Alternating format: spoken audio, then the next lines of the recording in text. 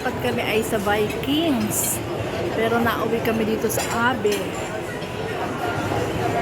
Kasi puno na ang Vikings. Pero tinanggap pa rin yung aming palista. Tapos biglang sasabihin sa amin wala na.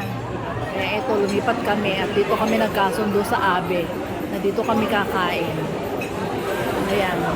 Nag-a-advance order na kami kasi pinapalinis pa ang table. Eto na guys, nakapwesto na kami sa loob. Hihintay na lang kami ng aming order.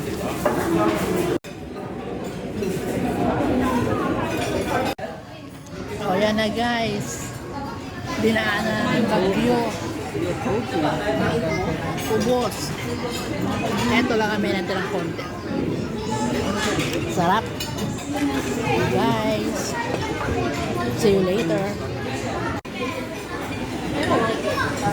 O ayan guys.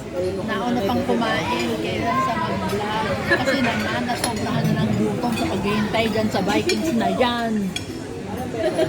Pinapila kami din hindi kami tatanggapin o diba ang galing ng Vikings.